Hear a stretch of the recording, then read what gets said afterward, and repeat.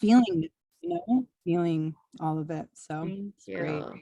Yeah. Joy is my signature emotion for sure. It is where I flow and can, when I'm in flow, can stay in that space that, whew, I did a lot of work to be here for sure, but it feels so good to be able to um, not be the only one to reap the rewards from all the work that I've done this year, that now it makes me, I feel like crystal clear when I'm helping others. And it feels so exciting.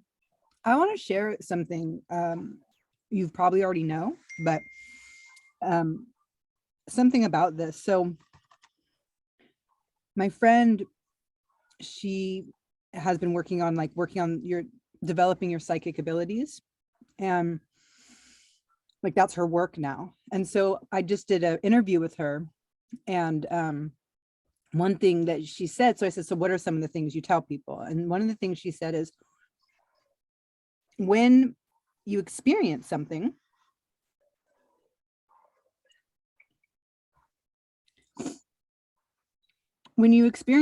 like, for example, I don't know where my keys are, and then something came to me and I found them. Instead of just dismissing that as like a thing that happened, go, that was my psychic ability, and giving it validation, because as you validate it, then it happens more and more. And I love that. And I imagine you already do that, but it's like, it's just such a great opportunity in this moment to like, which I think you've already done. It's just like giving it the full validation recognition that it is, seems like a really powerful tool. Yes, and that was that big heart opening this morning that I had in receiving her message. So Sandra, we're talking about a session that I had with somebody who's part of our Frequency Mama group. We had a session to like a Healy mentorship session to dive into one of her coaching analysis, but the session, it turned into a reading. I am an intuitive healer. And so a lot of times when I'm working with people one-on-one, that just like happens. It just comes through. I don't constrain myself. If you're willing to receive, and I have that to give in that moment. And so it ended up turning into the most beautiful reading, where we wove in human design and really unlocked this person from a block that they've been having, actually, I would say several blocks. And this person is feeling beyond shifted now. And this morning they sent me a message thanking me for the work that we did together. And it was so heart opening to me because like I said, this is part of my soul mission, and to feel that and acknowledge that with this person, that because I am me, I've been through the things that I've been through, I've done the work that I've done, I'm now at this place that I can help other people get to this space as well. And that feels, it's just amazing. It's such a beautiful gift. And I love that you said about, misplacing your keys and not knowing where they are, and then getting a sudden download of like, oh, I know where they are. And then acknowledging our higher selves, our connections for that. That is actually something that I'm horrible at, putting things places that for whatever reason made sense to me when I put them there. And then I cannot remember for the life of me where I put things. This is definitely a thing of mine. And I want to just mention that I think for me, this inability to call on my memory the way that other people can has everything to do with me having a completely open head center in human design. So that might be something that you want to look into and see if you have an undefined head center. That's the very top shape in your human design. Whether it's completely open like mine, meaning there's like nothing defined there, no gates, all white, or you have an undefined with some definition, meaning it's white, but some of the gates are colored in, would be an interesting place to look at for that, because that openness is, well, it's a grapple. Well, it's hard to deal with the fact that you put things in places and can't remember, or even for example, somebody who likes to learn as much as me, I cannot pull on my knowledge like like it's just a textbook in my head. I have to get into flow and have a reason for the knowledge to drop back into me.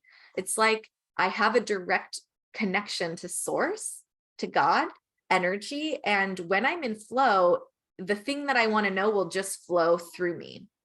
But when I'm not in flow and I'm trying to like call on the memory, I have had to do the craziest things in school to get good grades on tests, like memorizing an entire, like in French, memorizing an entire language, but not knowing it, not learning it, memorizing it temporarily to get an A on a test, not realizing back then that if I could get clear and in flow, the answers would just drop into me. And now even realizing in the clarity that I've had recently, that I don't even need to learn a lot of things because I have that connection. I can literally, when I get clear, just dump the information drop into my head. So I think that that is such a cool thing that you brought up. I know not very Healy related, but also kind of Healy related because it's all energy and frequency. Wow, I would love to go through my human design because I think you just explained me exactly. And I Oh, have, that's so I have exciting. but I have like huge blocks. I don't know what it is. And I've been working on my throat chakra and everything and doing, shadow work and all the childhood trauma stuff, all that. But I'm like, there's still something I need to get past. I'm not sure. But anyways, That's so awesome. interesting. Yeah. That's I'd kind like of to the say the same human design. exact situation that the woman that I was speaking of earlier, who I had a session with, I think on Wednesday, and she felt the same way. Like, I've been doing all of this work, but there's something that is blocking me that I can't see on my own. And human design is so, it's just everything, really. It is, there's so much to your human design that could be impacting that. And there's so many keys to unlock yourself within human design as well. So, hi, Christina.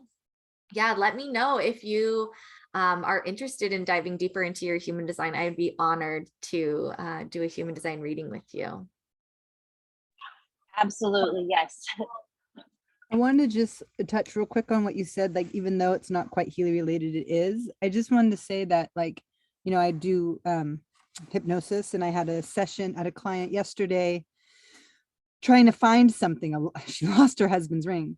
And yeah, and so she's pretty distraught about it. And anyway, and then I was talking to my hypnosis mentor today about it and about other techniques, and what we, the similar pattern was relax yourself, and just relax yourself enough to stop that racing mind that will often get in the way. And I feel like we're, suggested to do that with, while you're doing Healy too. I think often everyone's using it so they can keep running, like I do, and a lot of people do.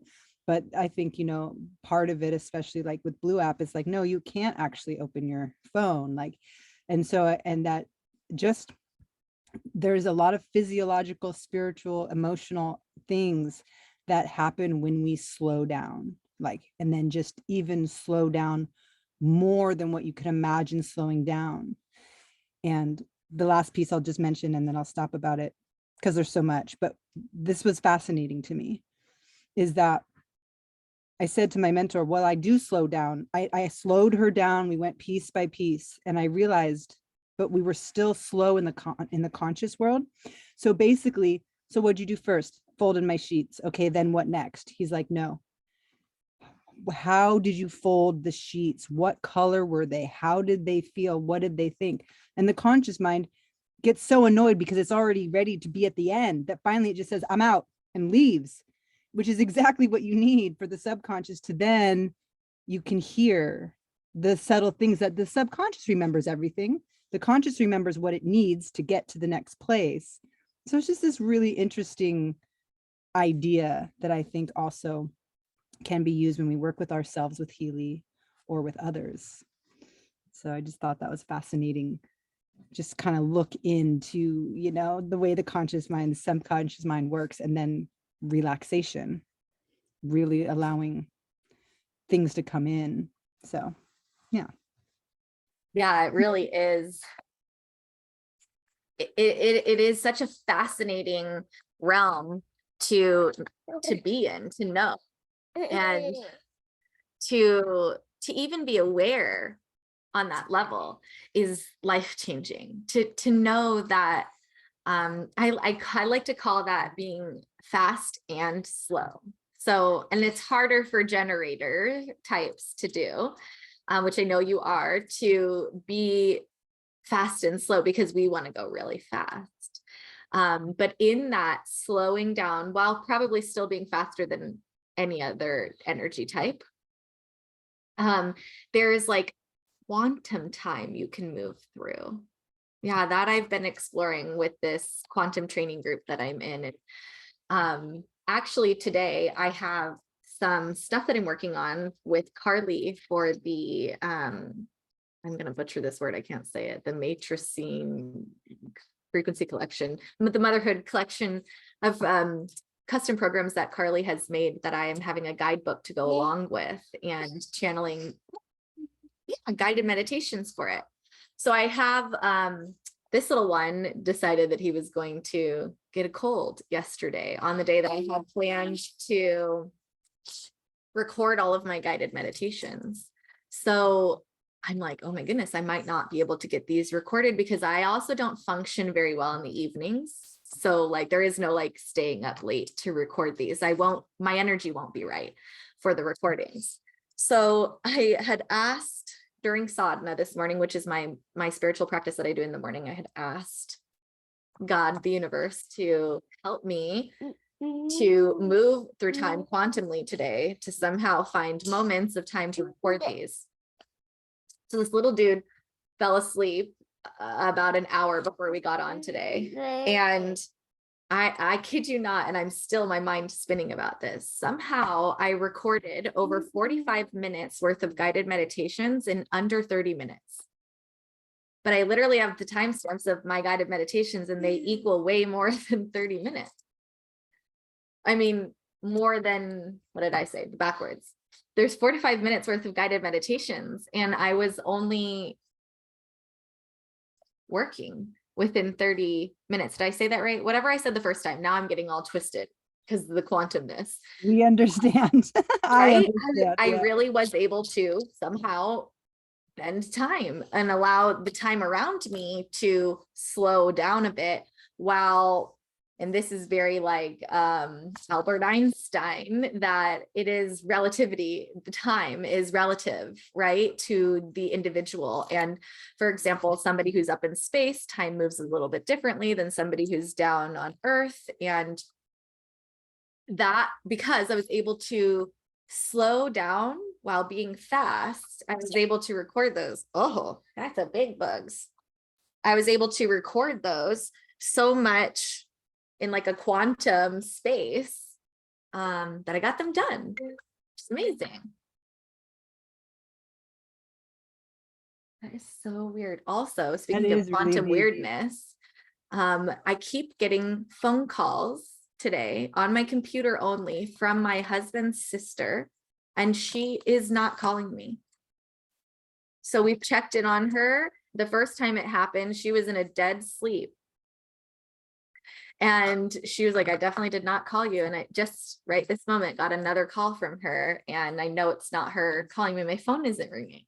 So there's lots of quantum things happening around me today. And very fitting, it's 11:11. So the 11:11 portal, I'm sure, is stirring up all the amazing energy on the planet. That's so interesting. Wow. I have a question. Are you able to share what quantum program you're in that you're talking about? Yeah, but it doesn't exist for anybody else because this was like honestly, it fell in my lap because of Healy, somebody who is in the Frequency Mamas but isn't here with us anymore, had come on and shared about their quantum work and about these teachers that they had just signed on in a program with. And I am a sacral being, so I have sacral authority, which means that I get an immediate feeling in my body, a yes or no, and my whole body lit up with a yes when she was talking about these people. I looked them up as she was talking about it and saw that they had a free Reiki or free kind of healing circle they did every month.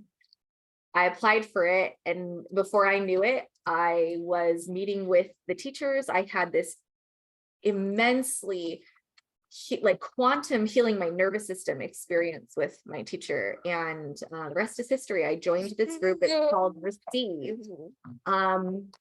But they decided that it was calling in people who are eventually going to work with them, and they're not doing Receive anymore.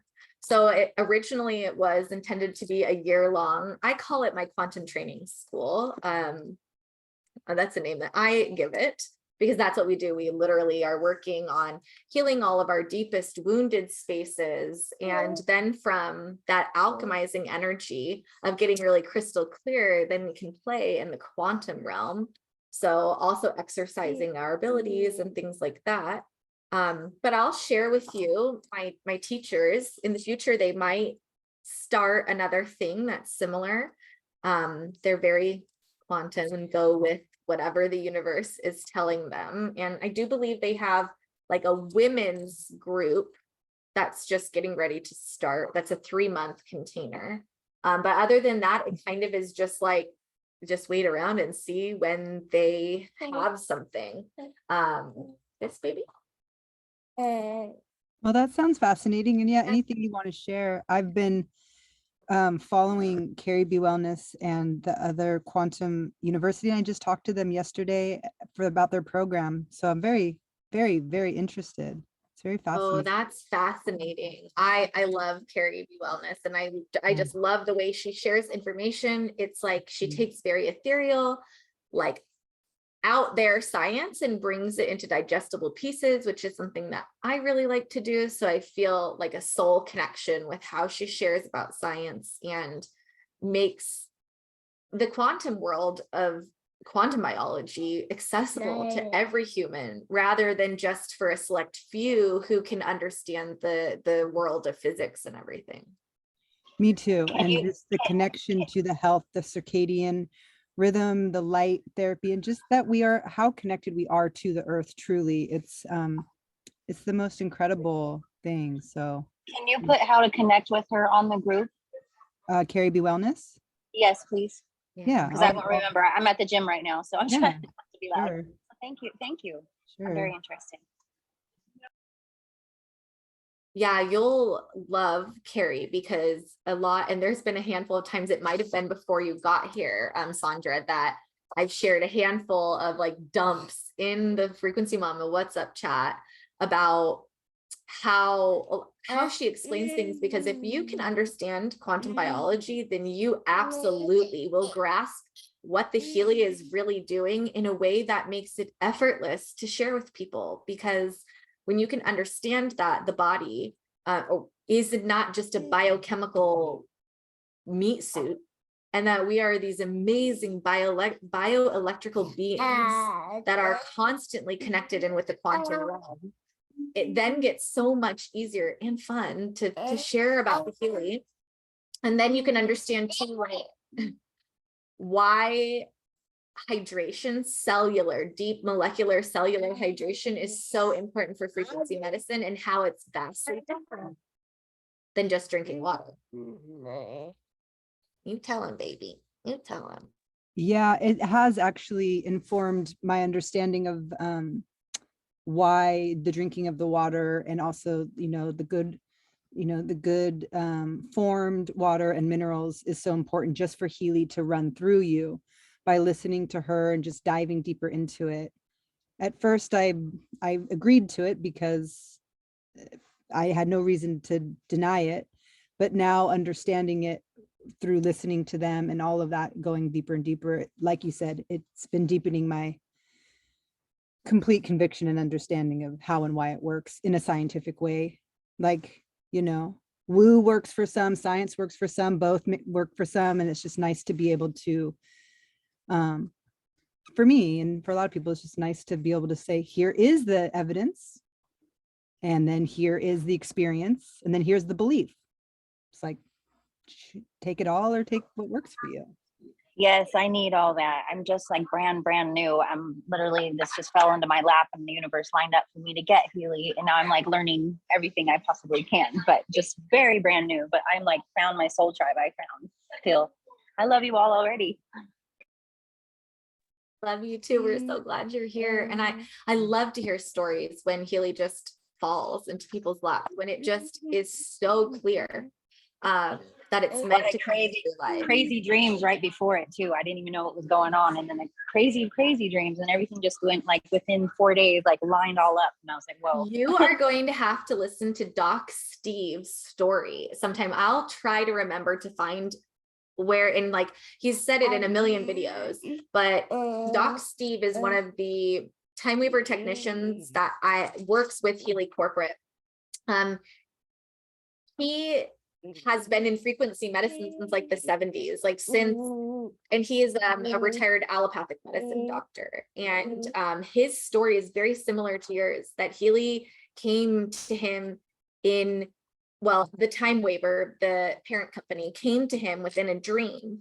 And he just knew what the technology looked like. He knew when it didn't exist in front of him. And then he found it, like fell into his lap. And he knew from his dream that this was the device that he was waiting for. It might have been the Healy. I think it was the Time Waver, but either way, I think you'll really resonate with his story. And you know, something that one of you just said reminded me of, you know, when I first saw the Healy, I thought it could help my daughter heal from what I understood about it. Then I had my first experience with it at a distance, and what it did for me, baby, don't play with that. Mommy's using that right now. What it did for me really sparked something inside of me to say, well, I'm going to figure this out, because somehow this device is accessing the same thing that I access as a distant energy practitioner. I saw very similar reactions, responses in myself that I get when I'm doing distant healings with others or having a distant healing myself. So the Healy proved itself to me that it was powerful, like a human distant healer.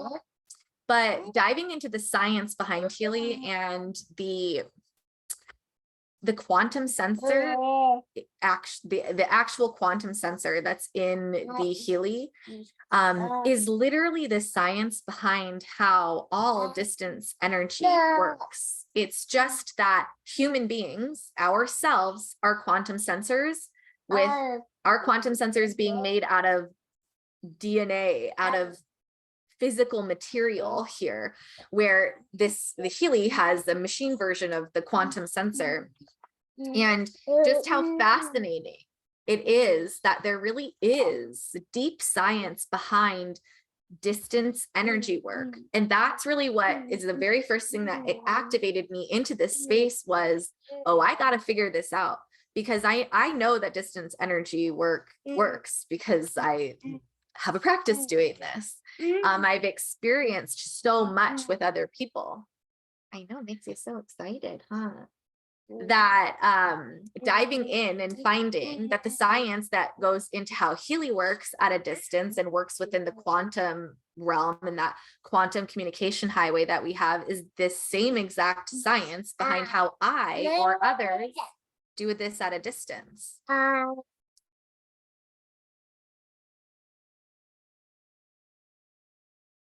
Yeah, I like that. I think that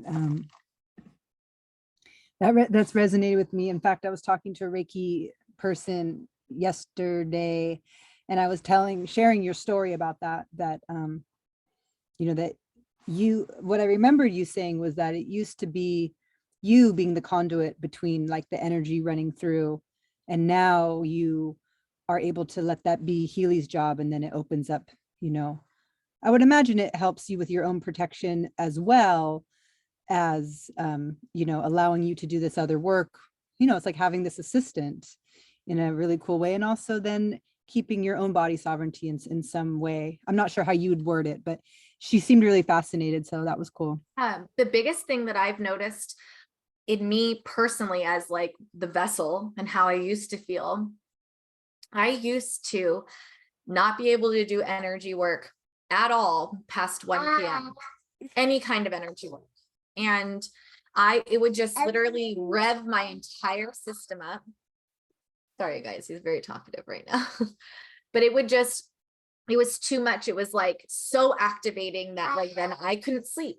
I couldn't stop, like my body like it just raises my vibration so much. I'm like in the clouds. Now, even though I still get to that same space with being activated by the work that I do, I don't get like high strung with it. I'm able to like have this all flood me and feel really amazing and high vibing from the healing experiences, but it doesn't drain me to the space where I can't fall asleep, where my nervous system feels shot. That doesn't happen anymore. And if I really wanted to, I could do energy work at 8 o'clock at night and go to bed right after. I just don't, because it's a personal boundary that after 2 p.m. is family time. So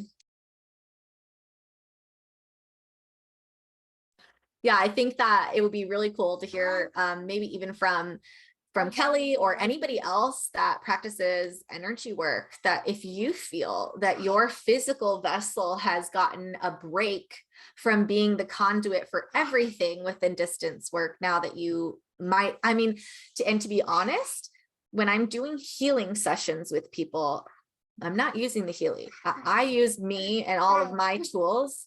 The Healy is something that maybe I used earlier in the day, or maybe I have the mag Healy going on, but I'm not like, I don't do a lot of sessions with the Healy, taking people through the Healy unless I'm selling them the Healy and they've signed up for a Healy experience because of that. So what I've really noticed is that the Healy helps me, being a distant energy practitioner, not even using it for that reason, but just because it's in my life and it's helped me get clearer, then helps me clear the connections that I make with other people when I'm doing energy work. That's been really, really profound for me.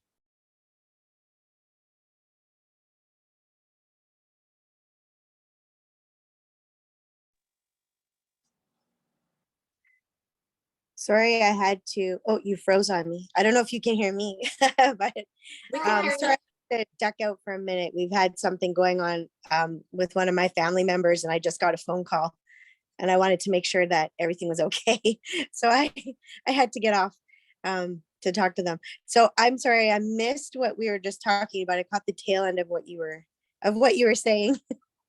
We were talking about how question or anything.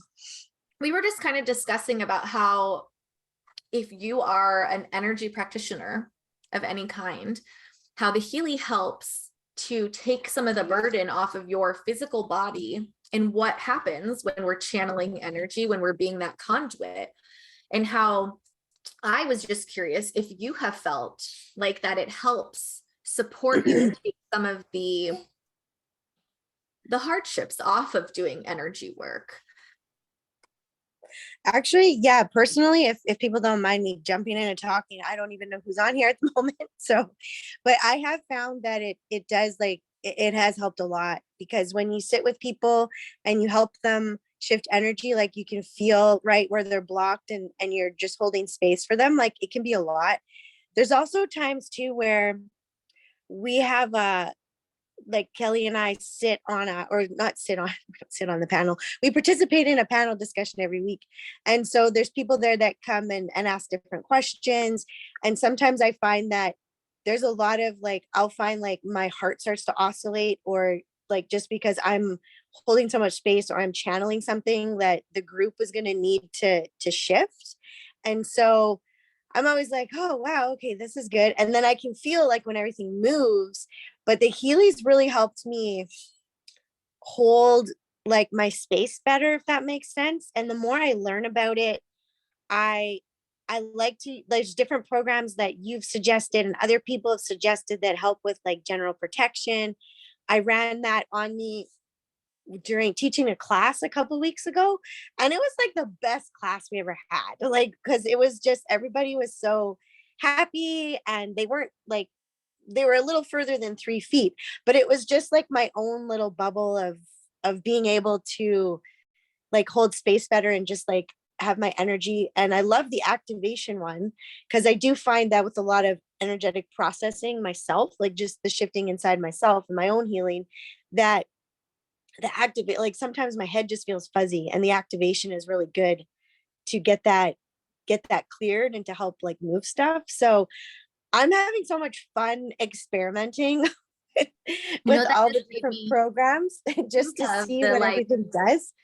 Yeah. fuzziness and Yeah. how when you use activation and it makes it clear, it's kind of like you turning the dial on the radio to get like Yeah. a signal. It's like it really got you connected clear so that you could hear what's coming through, that you could be clear in that way, or maybe not hear, but sense Mhm. what's coming through.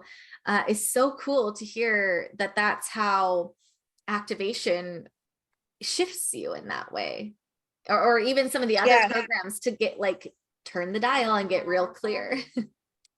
Yeah, and I've actually found too that it's easier because there's like a lady after one of our classes that she just didn't look well during class. So I came to, and it was just like, because sometimes it's just with people I don't necessarily like, hey, you should book a session with me. It's just I know that they just need a little bit of help, like to shift their energy a bit. So I went over to talk to her, asked her how she was, kind of just, put my hand on her.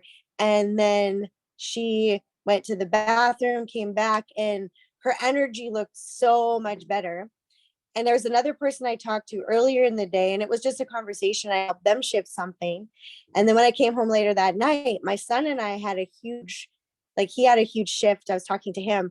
And I find that over the last few months that I've been using the healing and just healing myself, like physically and also, emotionally, because a lot of the emotional things come out too, is that I find that it's much easier to hold space for people and just give them that little extra something sometimes that they might need in passing without it having to be like a huge let's sit down and talk about our issues kind of thing. So I don't know if that helps anyone, but I've just noticed that for myself anyway. That's beautiful. Thanks. I don't know who's talking. I can't see. I should switch my screen. Who is saying that? But thank you. Yeah.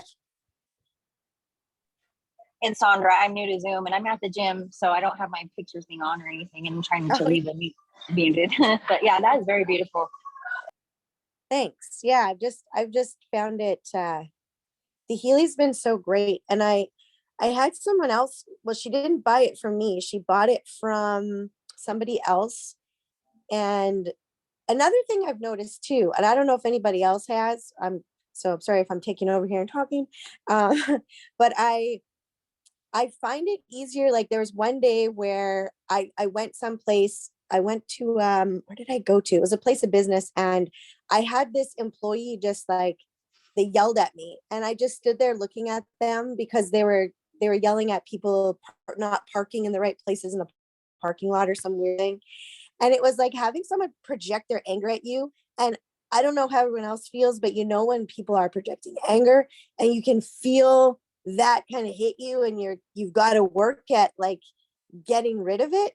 What I found in the last few months is that I feel like when people project things, it sort of dissipates around me and goes away, where it doesn't really affect me. And I just looked at this person when they were yelling, and I was like, oh, okay. And I very calmly spoke to them, and I was really shocked that I had no emotional reaction. I didn't feel shaky after being shouted at by some random stranger.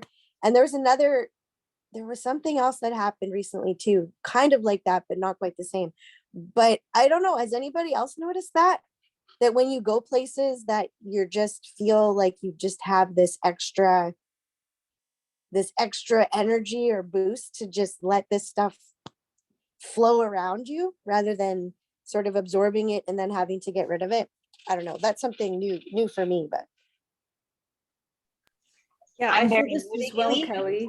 Because wait, is someone going?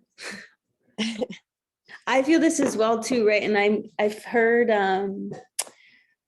Taryn share about this too, right? Like if when we think about what the Healy is doing for support,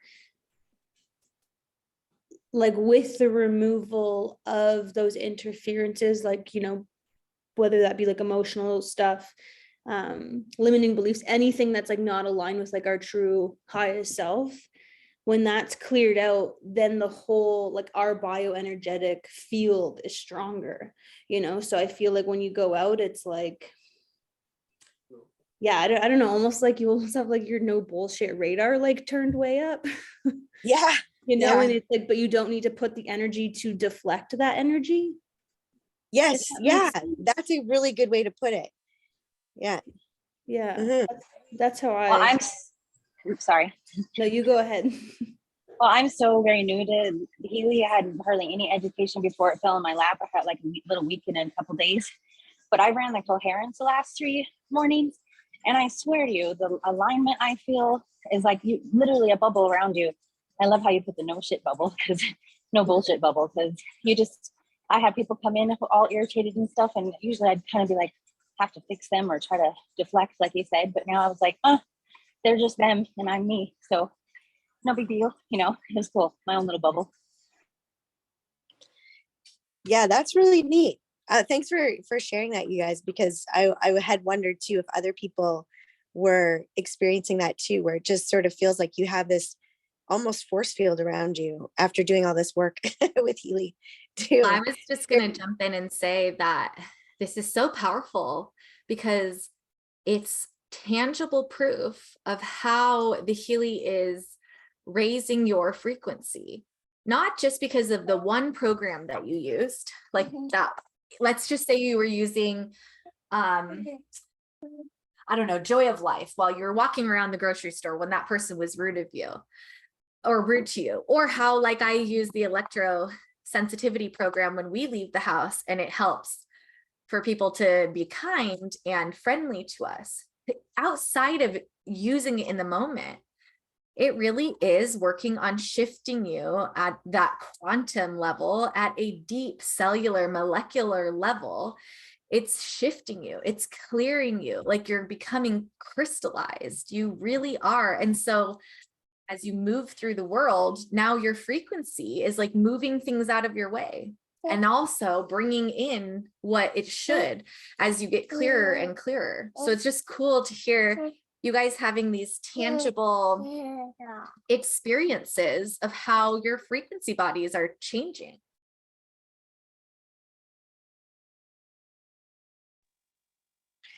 Yeah, it's really wonderful. And if it's okay for me to share something else, because I get so excited and I love talking to all of you and listening to everyone because I feel like this is my community.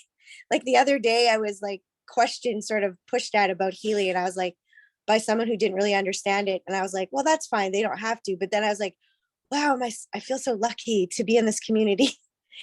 But Robin mentioned the Joy of Life one. And that one, there was one day where my son, I was just gonna drive him to school. And in the morning, he really didn't feel like going. He's in high school and he just looked tired. And my intuition was like, put on your coil, put it on, run the Joy of Life frequent, like that program in the car. And he decided that he was gonna try to go anyway. And then as we're driving, we kind of start talking a little bit. And I looked at him and it hit me and I went, my intuition was like, oh, you're not finding any joy at school right now, are you? And then he looked at me and it was like his energy shifted because he was like, felt really understood. And I had put into words what he wasn't quite able to put into words for himself. And then we had to talk about it. And then we decided that we were going to go for breakfast first. And he was late for school, but we had a really good talk. And it was just like having that program, whatever those frequencies are, really helped shift the energy in the car. And it was such a wonderful like thing that we got to experience together. So I just love sharing the stories about what it can do and how it can help, because it really does. And it was such a great moment to share with him. So I wanted to tell you guys all that too. I love to hear that. And it's so cool to think too that if we remember that the program names are just very much skimming the surface of what the program actually entails, of what the frequencies can do for you. While this one, Joy of Life, seems like, okay, well, this is fitting, but it is so more overarching than just because Joy of Life is a digital nutrition program that contains macro and micronutrients, not necessarily something you would think immediately would shift you, but the frequencies of those beautiful macronutrients, of those micronutrients, are so much more than our 3D brains think of when we think of nutrition. Like, just think when you're in the quantum realm, when you're within quantum biology, light is definitely something that feeds our physical bodies and heals us. And if we think about how quantum this really is, that if we think of food in the physical package, we see it, but we also think of it how, like, let's just say we're talking about an apple, how it's grown with light, how humans are grown from light, how cows are grown with light.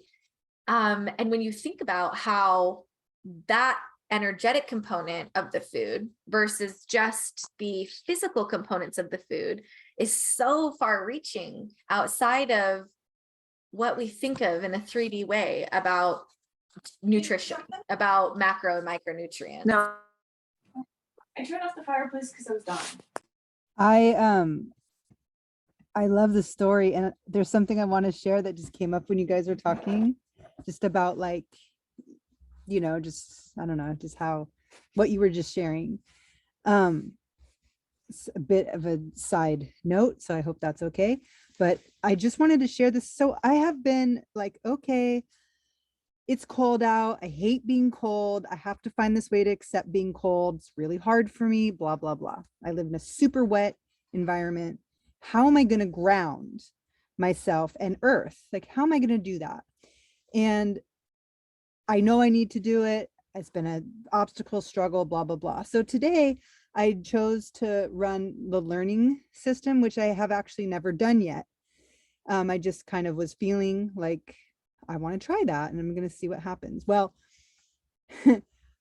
like I mentioned before with some other friends, the word and concept of coincidence is starting to just leave my whole frame, but I still have a habit to say it could be coincidence, or so I'm like right on the boundary of saying that. So I'm just saying it, even though I don't really believe in it anymore. But I still have my full belief is still like developing. So anyway, I ran that program, and then I ended up walking without my shoes out to go get my delivery. And I just, you know, it was just like, there was just a shift that kind of happened. It was just like, an obstacle or whatever, something was just cleared where I didn't have to do a lot of rationalization or like building up of myself to do something I didn't want to do. It just like really happened. And then as I was walking back, I realized where I can do my grounding and earthing while staying dry. And then I realized a way that I've been trying to figure out how to do like a patch, like a chamomile patch or some kind of grass patch in this, like, and it all came. And so I have to say, it could be coincidence, but very likely not that it happened, you know, 20 to 30 minutes after I ran that learning system program. And I, you know, also could possibly be partly placebo, but I definitely feel what I was hoping to feel, which is an elevation mentally, like, and just a clarity. And so, yeah, anyway, I just wanted to share that. And I wanted to say out loud too, so I remember, because it's pretty cool. It's very coul That is so awesome. Can I share something real fast? Since I'm so brand new to Healy and it like fell in my lap, and I've been learning, well, I didn't know learning was on there, and I've been putting on the learning, and when I ran it, I do have, it called me out because I have a thing about angst around learning. I have this anxiousness about learning, not getting it right, or, you know, and that stems all the way back to childhood and whatever. but I'm dealing with that too. But the learning is really helping me focus and have it be okay and be able to process what I'm actually in memory too, and put it all in my brain. And it's just more of a calming effect for me. I don't feel very anxious about it. And like, I want to learn more without feeling like I'm going to get it wrong. I don't know how to, yeah. Anyways, it's awesome. That's very cool. That is amazing.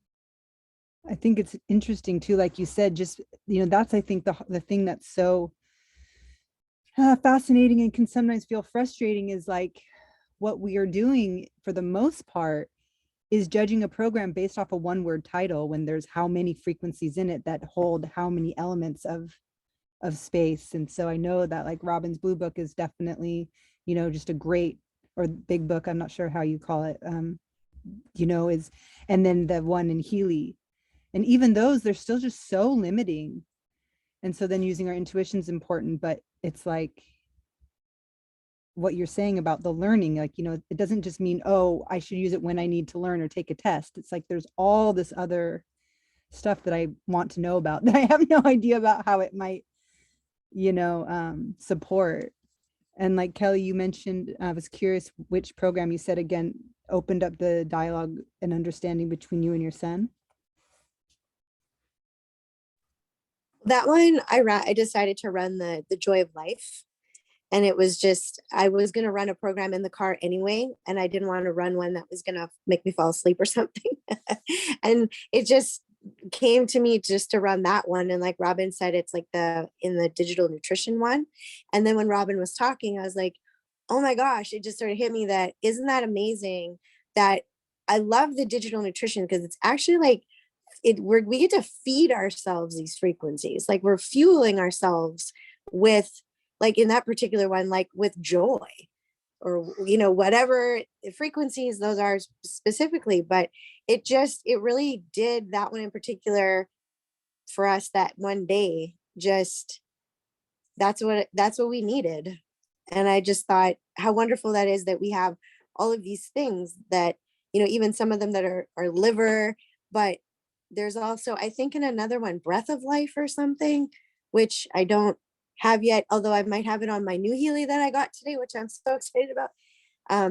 But yeah, there's just, I don't know, it's just really cool. I just get so excited about it. And the more I learn about it, the more I'm like, everybody needs to know.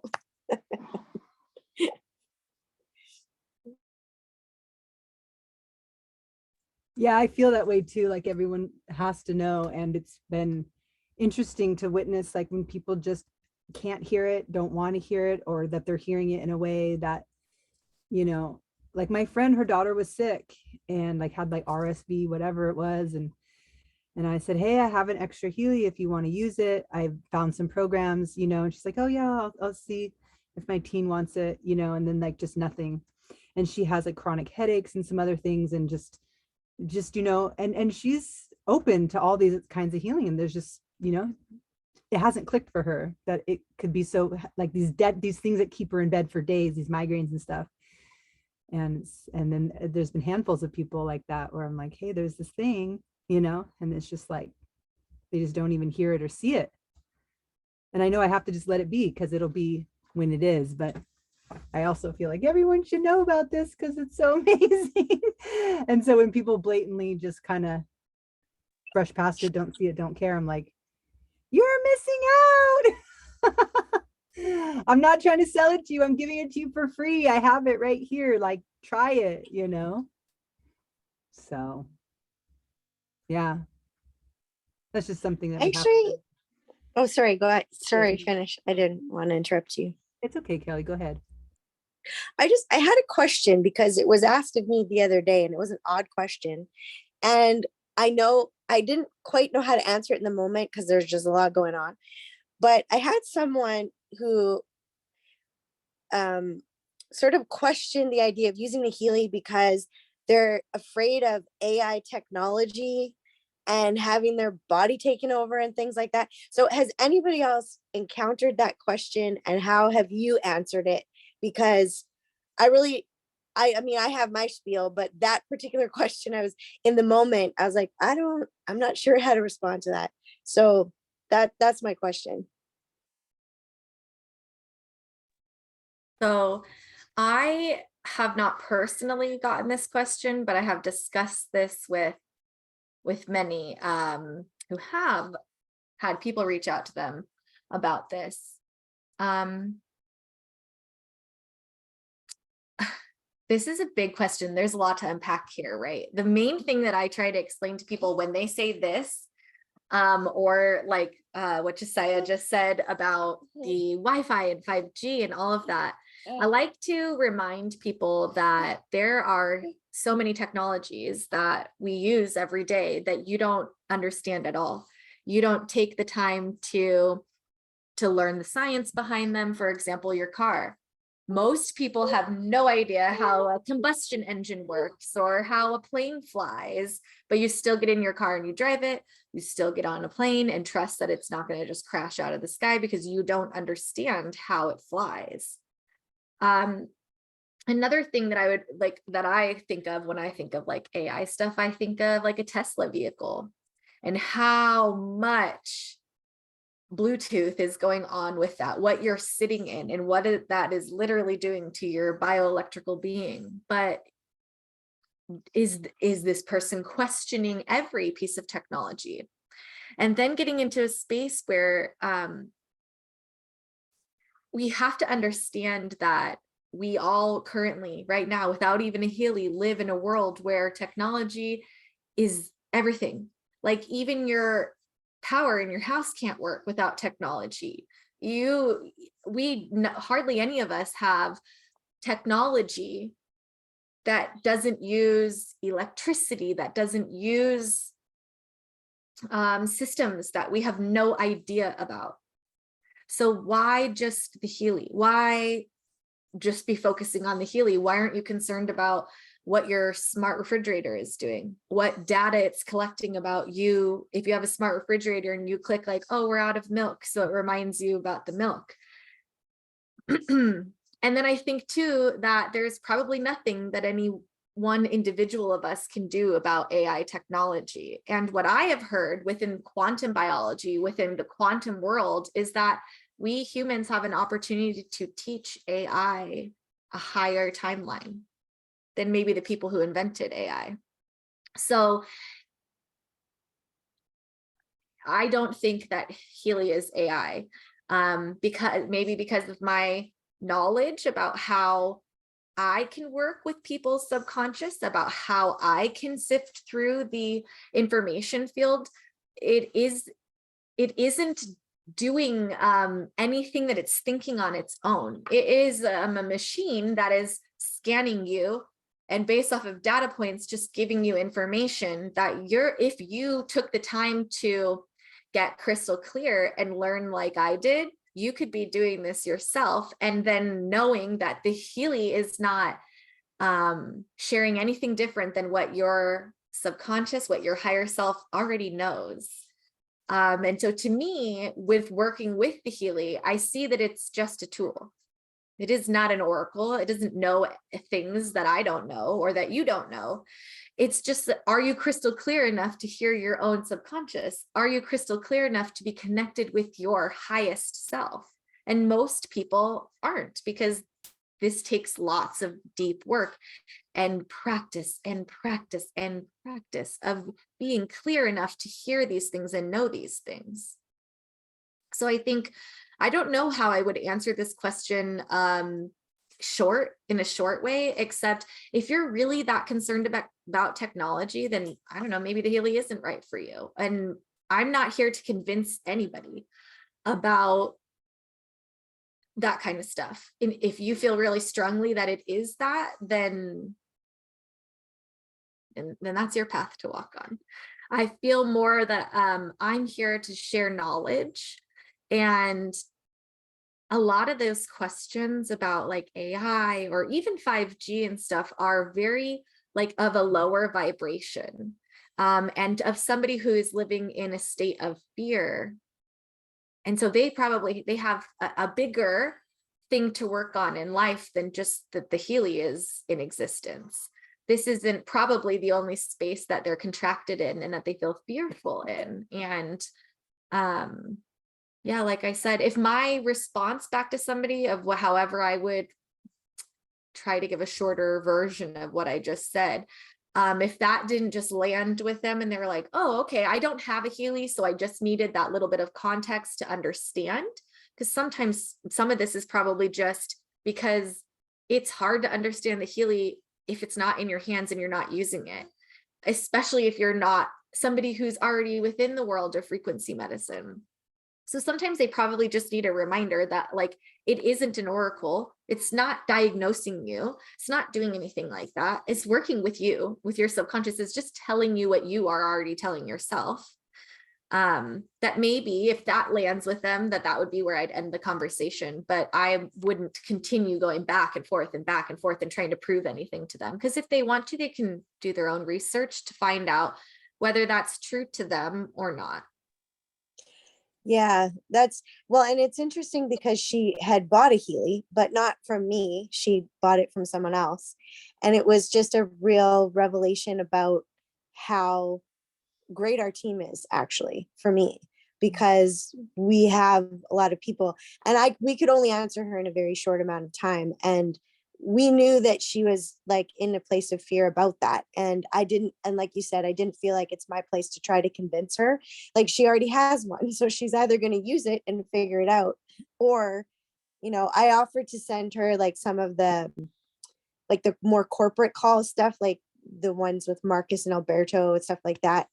But she's not on my team, so I can't send her this information from us.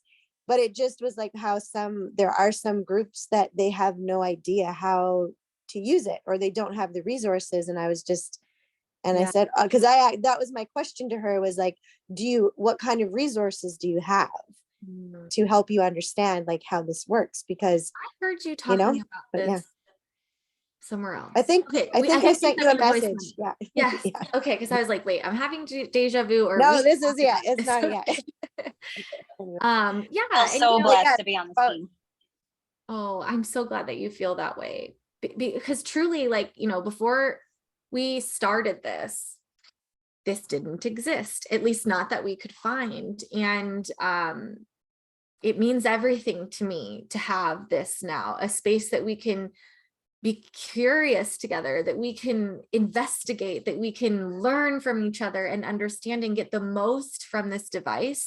Because unfortunately, Healy can only support us so much because they are a corporation and they have to, uphold their responsibility to the shareholders. They also have to abide by government bodies in order to have technology like this out. And I think for Healy, it's probably like, you know what, if we can't say everything, it's better that the technology is in the world than that everybody understands it perfectly from us, which gives the rest of us who are independent contractors with Healy, we don't work for Healy, we work with Healy. It allows us to explore it and share it how we feel it, how we see it, so that other people can understand. And my heart hurts for people who have not found their way to our team, or people who find their way here after they've already purchased with someone else. And we don't do team jumping. And this is something that we have discussed amongst Chloe and I have discussed amongst ourselves, and we have it discussed with other leaders on our team who have been in network marketing before us, because for Chloe and I, this is our first experience. And the energetics of it is just not right for anybody. It really isn't. There isn't a right answer for the people that don't make their way here at first, except I hope, and the people who reach out to me like this, I hope that in something that I share, I can activate them to know that they can go out and create a space like this, just like I did, just like this wasn't available to me, a space full of practitioners, full of heart-aligned people who want to heal, who want to do the deep work, who want to explore this technology with each other. I didn't see that anywhere.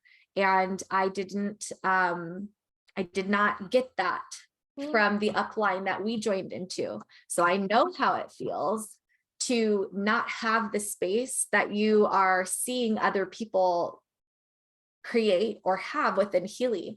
But for myself and for others, this is a beautiful invitation to create that space. Because can you imagine if there were hundreds of teams like ours, of people exploring the tool and learning the tool the way we are?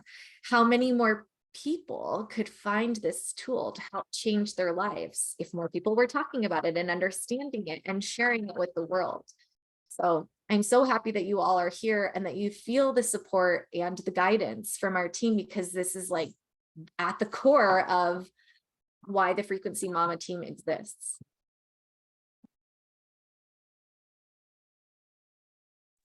Very cool. And like you said, it's, you know, at the beginning, you were just talking about, you know, how much it fills your heart. And I can imagine, you know, to watch what you've created build so much. And it's testimony that it can be done. And so that's beautiful, even though you can't invite people in, it's testimony to others that it can be done, which is very cool. Yeah.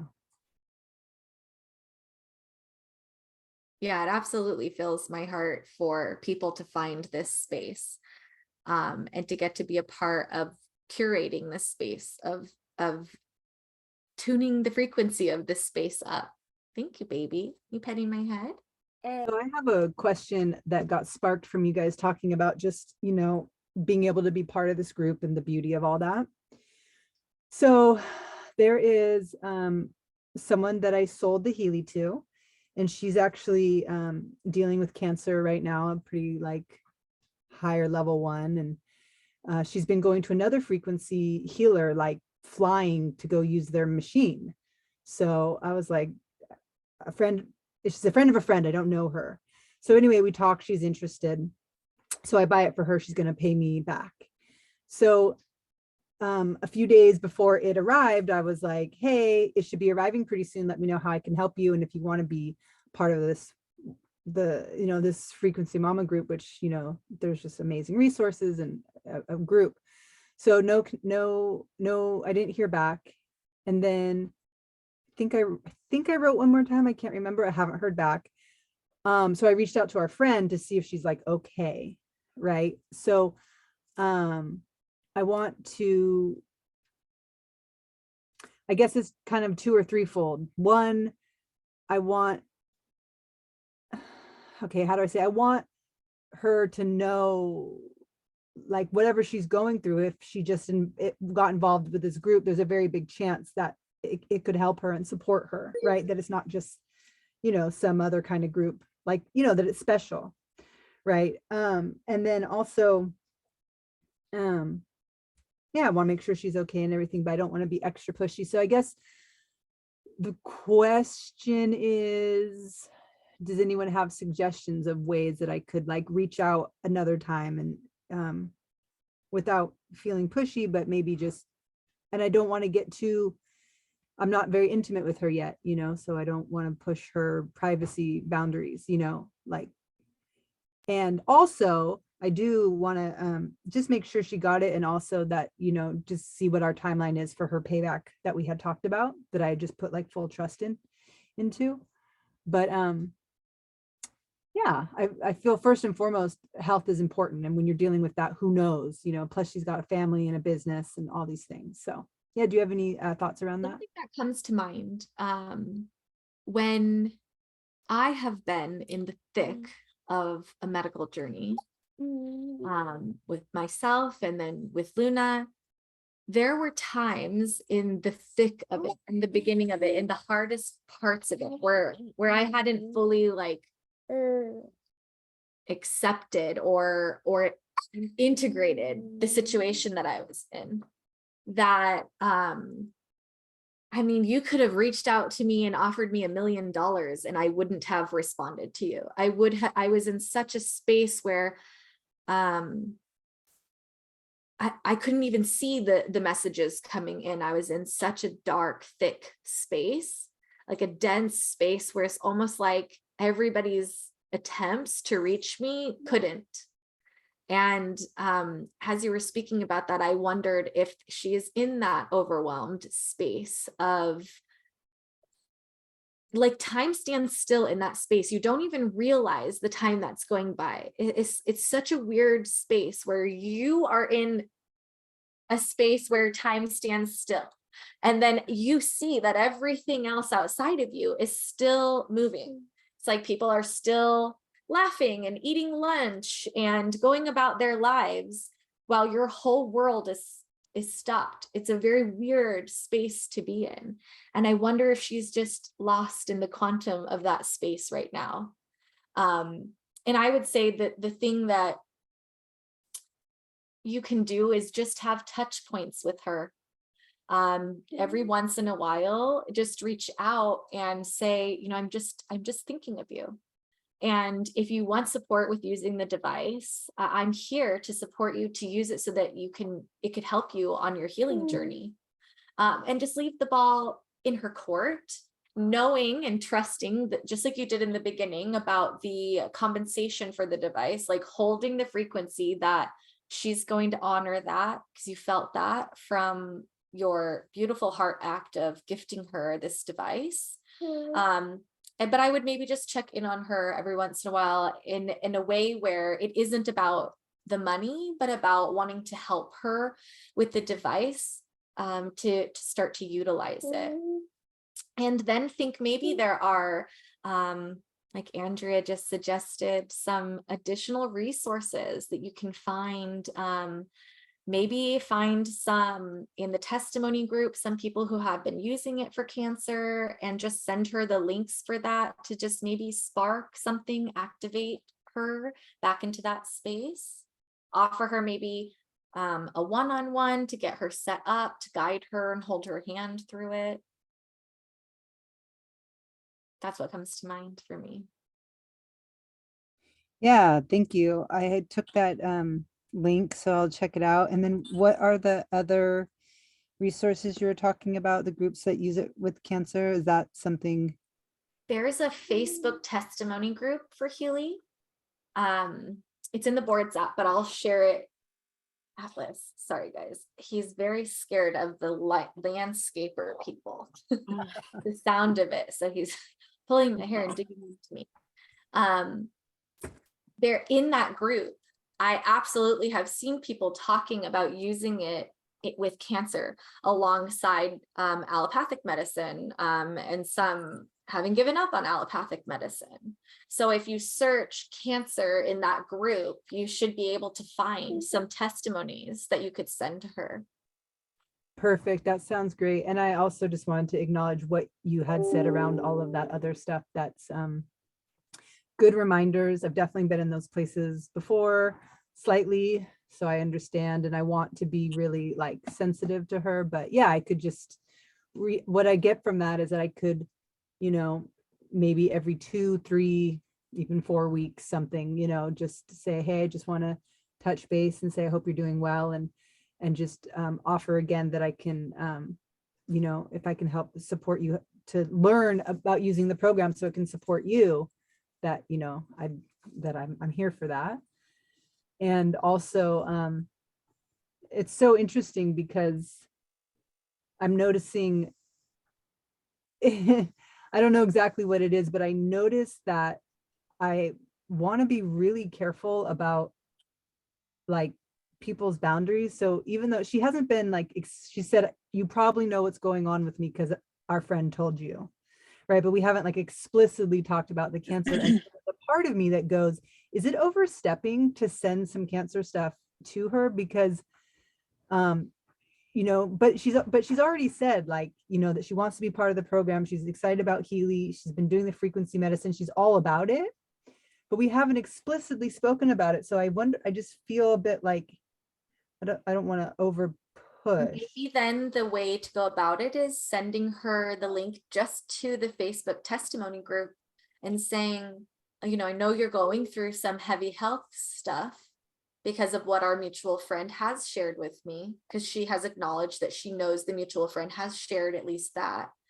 And maybe in searching through this group that has like over 75,000 people in it, I think now, maybe you might find some hope. I mean, I would really leave it on that. Like maybe you might find some hope hope is extremely powerful in chapters of our lives like this. Yeah, you're right. I think that's I can run with that information. So I appreciate that. Thank you.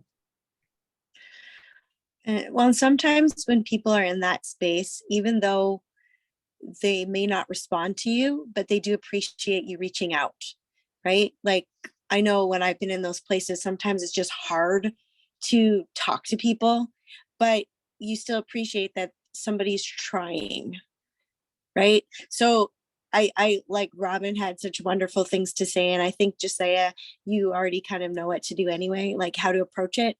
And I think sometimes we're so afraid to hurt people's feelings. And I think if we have like a really good intention and we do something with softness, like, and compassion, and just say, oh, here's some resources if you're interested. It's not like you're bombarding them every day, but like you said, every few weeks, if she hasn't checked in, sometimes like checking in once a month, if you know that they haven't talked to you yet, they still appreciate that you're thinking of them, and that maybe they're just not ready to respond, but maybe they will check out the links. Or maybe one of those times, even if they don't say anything to you, there might be something that you send them that is like, oh, that might be like, oh, I'm going to click on this, because her intuition will be, she'll be in a place where she can actually look at that.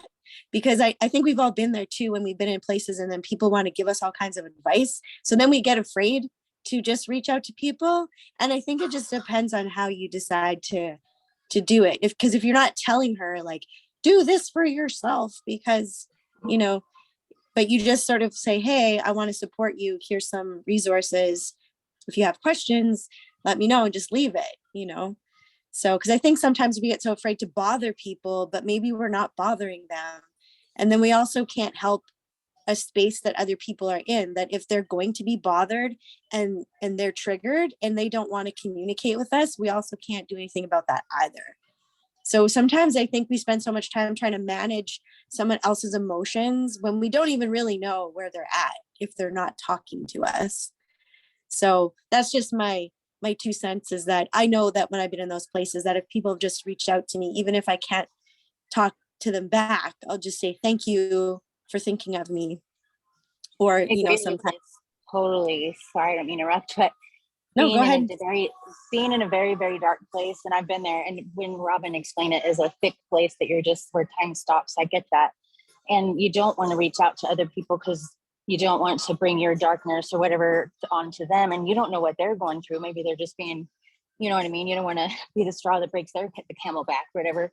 So you kind of like almost shut yourself in but having people reach out, even if just a little bit effort trying, you're putting the energy that direction, it really does matter, even though it's hard to get out of that space.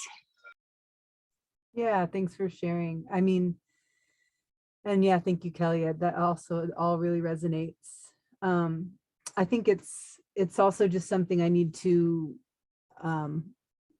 work through, I've found, because like my one friend, she reached out to me and she was like, I just want you to know, like, I just like love you so much, and I feel so comfortable sharing with you, and blah blah blah. And I was like, wow, because I was reaching out to you and I hadn't heard from you. I just thought you were like in a place where you didn't need me, or you were too cool all of a sudden. And she's like, no, I was in such a deep, dark place. I just like couldn't even respond, you know. She's like, but I always love you. It's never about you. And about you in that way. I adore you. And I was like, God, it's so interesting that is my initial response all the time. And it's like, I'm not trying to make it about me, but I notice that that's my natural response, is like, you know, if I do something and they didn't reach back out, that, you know, that maybe it's because I reached out too much, or that I, you know, XYZ, opposed to just like having the strength and belief in my caring, while being like conscious of boundaries and like respectful words and time and stuff. But just to remember, like, it's not about you. You know, there's rare occasions that somebody's, you know, response is really directly about you. More often than not, they're struggling. And I think to have that confidence that, you know, to trust in like my own integrity and character and this and that, and then to just remember, especially when you're in a circumstance like that, you know, that there's a way to offer support in a timely manner with proper words, and then just remember having deep, deep empathy and sympathy the best way you can about their circumstance. So I feel like I can just really sit with that when I respond. I feel like now I have some tools to be able to respond or reach out again in a way and not feel bad or pushy about it. So yeah. Thanks.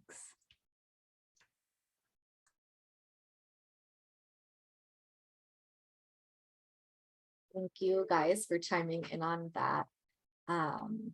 It's just so interesting, humans and the way we move about life.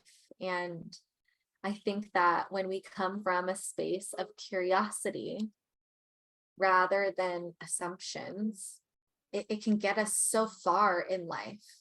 And so maybe if you stay in that frequency of curiosity rather than assuming she's not responding for whatever reason comes to mind, but stay in that space of being heart-centered with her and being curious with the energy there, I think we'll keep that connection so that when she is ready, she'll feel like she hasn't frayed it so much that she can't reach out to you, because you've let her know it's okay.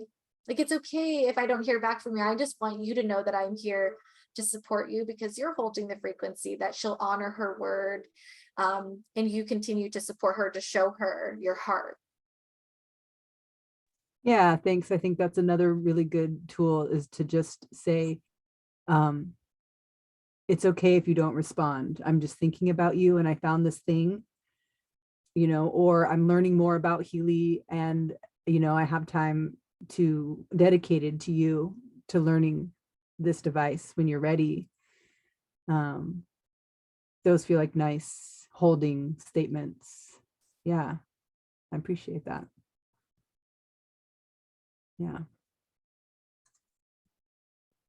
Absolutely. Amazing question to ask.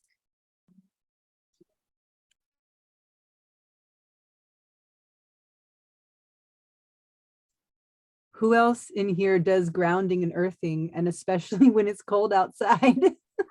I do, but Yeah, I don't because live you in a get place where it cold, gets cold. cold like everywhere else. But how cold does it really get where you are?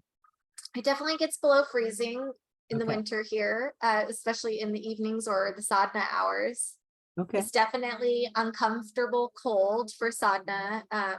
If I'm up at like 3:30, I need like a fire pit outside or something to continue to do that. But in the winter time, I lean a lot on my grounding gear and energetically grounding. This is something I'm going to kind of touch a little bit on tomorrow during Carly and I's call that we're having about her new frequency programs she created. And I'm also going to be guiding you in some practices to use her protocols at a distance, or her programs at a distance, through the Pink app. Some basic guidance of how you yourself are a quantum sensor and can be that bridge between yourself and the person you're wanting to send the frequencies to. And one of the biggest parts of practicing energy work at a distance is being grounded first. And so I'm going to touch on this a little bit tomorrow and show some of the grounding gear that I have, because I am obsessed with grounding gear. So I have quite a few different kinds. So definitely check that out tomorrow, or the recording if you can't make it live tomorrow. But that's something that'll be really useful if you live somewhere really cold, is grounding gear and energetic grounding, which I'll also show you guys how to do tomorrow. Well, that sounds great. Yeah. I mean, I'm open to the grounding gear, but I really feel I'm just in like total whatever this is around us, just being of the earth and the connection of, Yeah. like, it's just overpowering to me. So I understand the gift of the tools, but I just feel like being actually on the earth. Like, Yeah, there's not, it really, honestly, and I 100% agree with you. There is nothing like connecting with Gaia to ground your energy. There is truly nothing that feels as restorative as connecting with our planet the way we are absolutely bioenergetically created to do. But having lived in Indiana in the winter, there came a time where no matter what I did, even though, okay, so like maybe I can't put my feet on the ground, but I would try to go out and put my hands on my trees. It was so cold. Like, I'm sorry, I don't know Celsius for those of you who are in Canada, but it was, I mean, negative 20 degrees Fahrenheit. It was very, very cold. And I would try, and I could maybe only do 20 seconds of my hands. And then like, really, my hands would have gotten burnt from how cold it was. So that's really when I started honing in on learning about energetic grounding, connecting with Gaia's frequency, with her energy to ground me without actually being able to touch her, to be connected with her in that way. And then eventually brought in more of the grounding gear, because also grounding gear is extremely anti-inflammatory and helps with healing the body. So it's something we use for like Luna to lay on, sit on. We have a lot of that because we needed to lean on those tools. But yeah, sometimes you're just in a space where putting your hands or your feet, your bare hands or feet is out of the question for some in the winter months. But yeah, it's not, I mean, to me, the beach, anywhere where water and land connect is beyond transformative and grounding. It's like, man, if I could just have the ocean right in my backyard, it would literally, if everybody could, it would just change your lives, because the way that water and frequency work together with the frequency you get from the planet and the water is like amazing. Then add in, if you have your Healy out there with you while you're grounding too, and the spaces it can take you is beautiful. yeah, right on. That makes, it makes good sense. I mean, I don't know that it ever is really that cold here. I mean, we get some snow, but for sure for people who it's just way too cold, Yeah, that you don't want frostbite. Otherwise, changing that mindset to be able to tap in and feel it is just feels benefit. or even kind of using it like cold therapy. Yeah. That's what I've been challenging myself to do, because it Yeah. isn't comfortable. Like, oh, I want to sit out and do my 2.5 hours of sadhana out here completely. But to challenge myself to go out with bare feet on, and I like wet grass. So I set the sprinklers because water and the earth, it's so much more powerful to ground. So I set the sprinklers that they go off before I go out to do sadhana, so that the grass is wet for me when I get out there. And man, has it been cold. And I'm challenging myself to stand in the coldness a lot more, and just using it as cold therapy. But that's very different than when you live somewhere where it's like way below freezing. Then you probably will hurt yourself if you stand on wet grass. Don't do that. You'll burn your feet. Right, exactly. Huh. It's really incredible. So what are some programs that, are there programs within Healy that do that same sort of letting go of the electric charge and connecting in with that negative ion that you get from the earth? Would that be like the release, or are there others? I don't know. I don't know if there's a program that I would say works exactly like you just described. While release does help you release and let go, and you can do the same with grounding and gift to Gaia all that you don't want to carry. I don't know if it's the same bioelectrical process that happens, but that actually makes me very curious. And if not, if there isn't a program on Healy, is there a program that a custom, like a time waver technician has made? maybe there is a grounding program that does work to activate you in the same, maybe not the same, but in similar ways. That's interesting. Yeah. Yeah, it is. It would be interesting to see. Like my I just watched the documentary of not the documentary. There's an interview of the guy who did the documentary for Earthing and is the owner of one of the major earthing. He's the one who figured out about grounding. Yes. Have you seen that it's an interview, and it's really good, the way he speaks. I don't know if I have seen the interview. As we were talking about before, my memory doesn't serve me like that. But I have seen the Earthing documentary over and over. I have the book, I've read the book over and over, and it's really just profound. And it's so crazy to me that we're not taught the things that are the most important things to being a human in school or in our education, in the traditional education. All of this stuff that's so important to your well-being and your existence on this planet is kept from us. Yeah. And I remember there was a book I read, something like In Between Heaven and Earth, and it's written by a cardiologist and one of his patients who died, went to heaven and came back with a bunch of information. And in that book, years and years and years ago, was where I first heard about earthing. And they recommended that book well before even buying earthing gear, which is the earthing place that your person that you're talking about is my favorite company to buy earthing gear from, grounding gear from.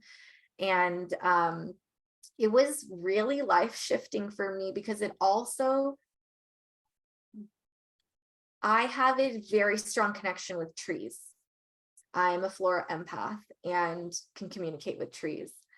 And knowing that there was science behind my connection and what I feel energetically from the trees was one of the first experiences I got to like shed the weirdness I thought I was. Like, oh, wait, other people feel what I feel from the earth and from the trees, and other people connect with them and feel recharged, feel replenished, feel rejuvenated. Like, wait, okay, maybe I'm not just, well, I am weird and I like being weird, but not in a bad way. Like I was thinking there's something wrong with me.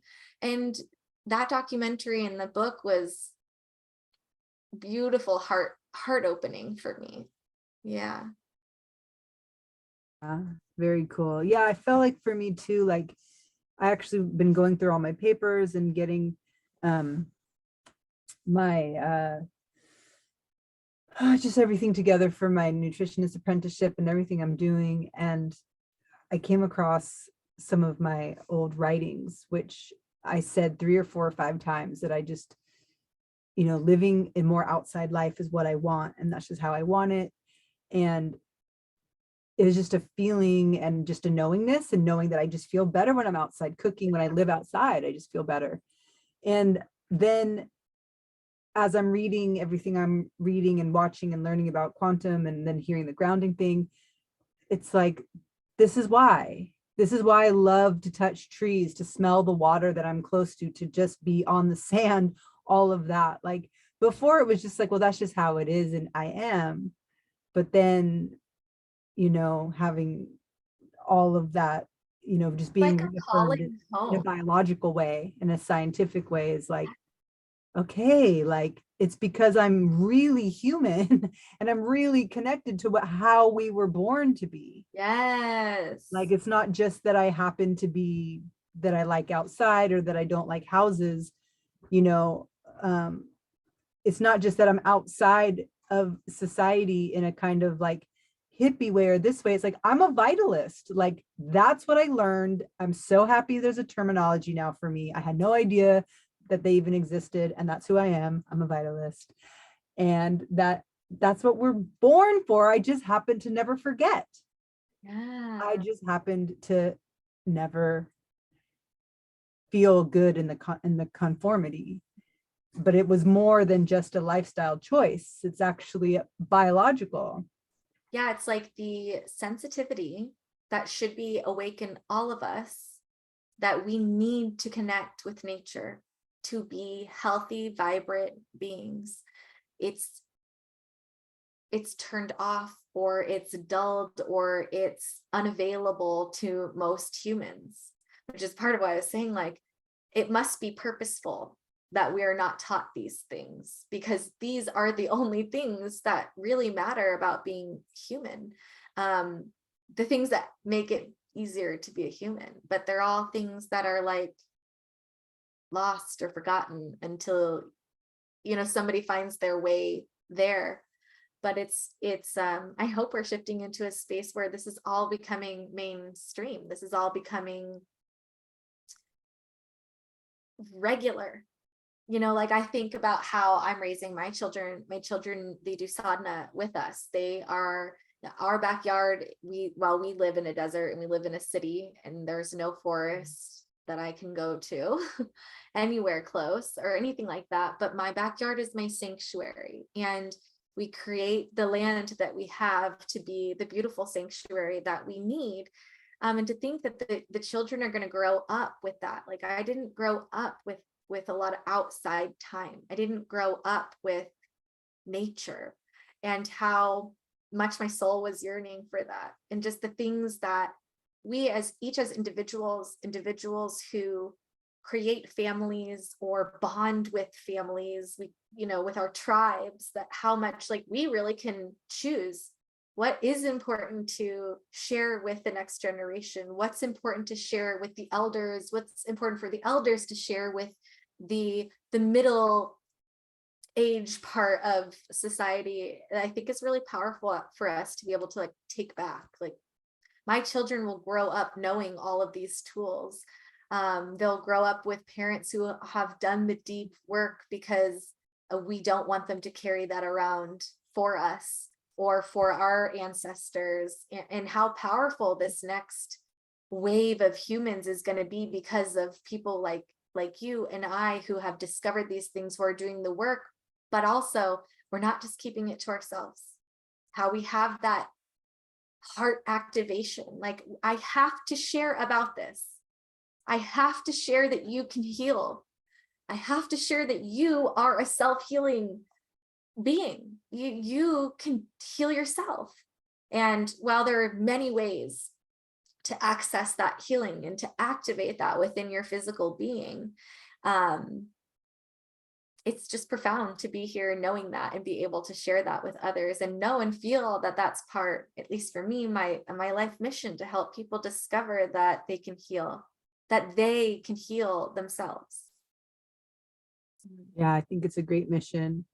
And honestly, like, I was raised with the healer in many ways and in that whole world. And so I was like, I don't want to be part of it. And Wow.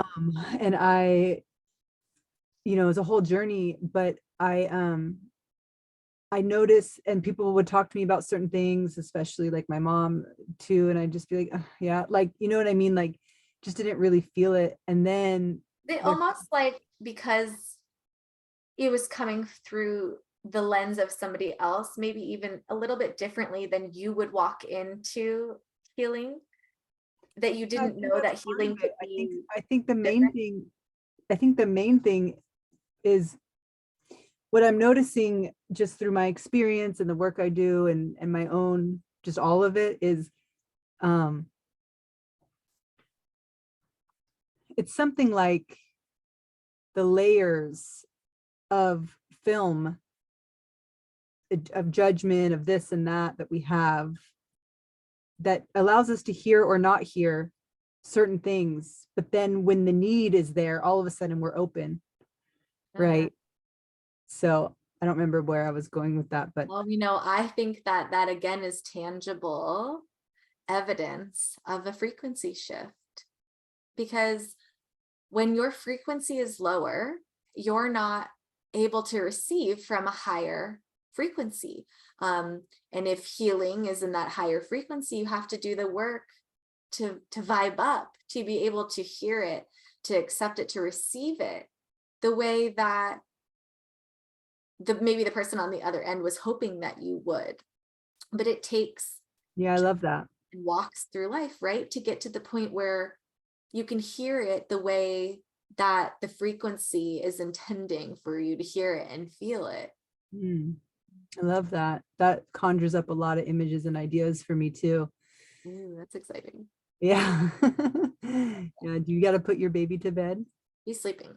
Oh, fully. Doesn't feel very good. And on top of it, the landscapers are here and he gets frightened of the sounds. So yeah, he woke up with a cough yesterday. So he's very snuggly, which I'll take because he's Yeah. a wilding normally. So I'll take the snuggles. Oh, yeah, absolutely. Yes. When you were saying about the leveling up, I found it interesting because it feels like what conjured up for me, one thing is that often we have to feel so low in order to get to the high frequency.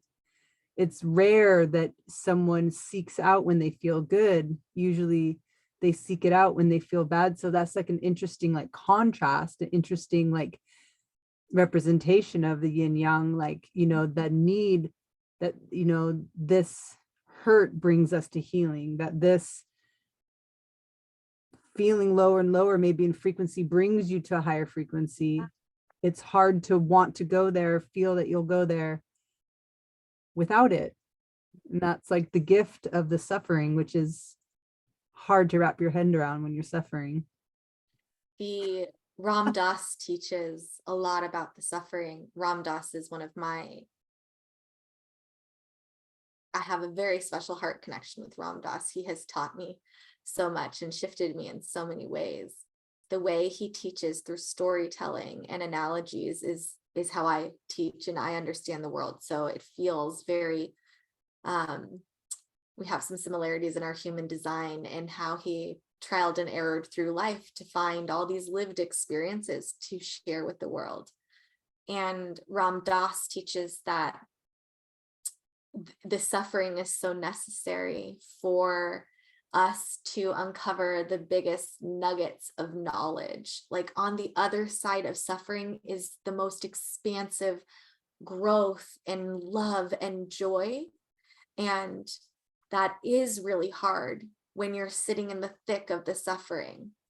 But my suffering that I have been through in life, that some of that suffering is hardships that I wish on no one to go through in life. But because of the heaviness in my journey, it has put pressure on me to grow me into the diamond that I'm becoming. And those sufferings and those hardships are why we can feel the joy and the gratitude and the love on the other side. Because if we didn't know any of that, it wouldn't bring us to the depths of our being. It wouldn't expand us in the ways that sorrow can.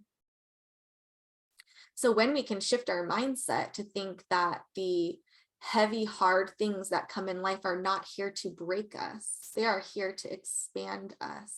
And it is an invitation to grow into a higher frequency, that you can overcome the heaviest, hardest things and be on the other side at a space that feels so much more expansive and alive, is something that I have lived through to experience, that this is very possible, to allow the challenges in life, the sufferings in life to expand us and to raise our frequency. Or you can choose to let them engulf you and take you down. That is also a free will choice to make. It's probably in the moment easier to choose that one because there's lots of deep work that comes with facing your suffering, sitting in the suffering, and owning that maybe your soul decided long ago that it would accept these sufferings as they came in to expand you and grow you. But our human, we can't remember that. We can't remember that we came here to suffer and to expand and to grow and to have love. Yeah. Yeah, it's super powerful. I mean, one of my biggest lessons has been through the Buddhist practice of impermanence, acceptance, impermanence, and many, many others. But just the whole impermanence thing was really such a gift, such a difficult one to wrap my head around. But when wrapped around being able to just remember that and it be an acceptance of it so that you can be present, and knowing that that present experience that's good is impermanent and that's bad is impermanent. I don't know, it just really changed my present, my like perception of reality, which of course I'll get wrapped back up sometimes and forget. But then when I remember again, it's like, right. Yeah. Like that is such a great lesson tool, you know? Mhm. But until I was able to get it, no one could tell me this too shall pass. It's like, dude, I can't be, that's not helping me right now in the mindset and the place I was in. Yeah. But then once I had it under my belt, it really helped me. Now, if someone says all things are impermanent, I'm like, oh yeah, thank you. Yeah. Right. Yeah. Because now I've had experience with it, to opposed to just being like a foreign concept that someone Yeah. told me. It's part of like the growing up lessons of life to realize that, right? I can remember when I was little, my dad, whenever things got really heavy for me, he always was somebody who could guide me to see through the thick of it. I now know he's a projector, and it makes complete sense why he was able to do that for me. Projectors are the guides of humanity. And my dad would always say to me that this is just temporary. It's just temporary. And I know you can't feel it right now because you're in the thick of it. But in a few days, in a few weeks, in a few months, you'll be somewhere else. You'll be experiencing something else. And this will be in the past. And that thought that this is just temporary was so helpful for me. And even as a child who couldn't see through the thick of it, it made me feel so calm to know eventually I won't be here. And, knowing that has helped me through some of the most intense parts of my life still, even with Luna's journey and with giving birth naturally. I mean, there's moments within that I didn't think that I could go any further. Like, I'm going to have to go to the hospital to have my baby, give me all the drugs. I don't care. Cut this baby out of me. And when my husband, who's now my projector who guides me in life, reminded me that in just a little bit, I'm going to be on the other side of this, and our baby is going to be in my arms, and I'm going to be home in my own environment. That's so important to me as a sensitive, being in my own sacred space. And that in that moment could take me from this space of like, I'm tapping out, I'm done. I can't see through the thick of it, into the, oh, you're right. If I push through this, I will be on the other side. You can't be in labor forever. I mean, eventually the baby has to come out, or you have to have the baby cut out. Like, anyway, the baby's going to come out some way or another. And that's been so helpful for me in life. I've never heard of it in the word of impermanence, but that is something that I've been carrying for a long time. That's helped me before I even knew about frequency or shifting, or the lessons our souls decided on before they got here. Is such a beautiful lesson that you bring up here. Yeah, well, that's cool that you were that it was brought to you as a child from your father, which I think is so important. When to be able to have a good father figure is always a blessing, especially not having one. I always feel happy to hear of good males, giving good kind of medicine like that. I know that we're coming towards the end. I just want to bring up one other Healy thing, and then whether we talk about it now or later. Sure, I have time to answer another question. Okay. Or talk about another Healy thing. Okay, so I feel like I brought it up somewhere, maybe in WhatsApp, but since we're just on this call, like,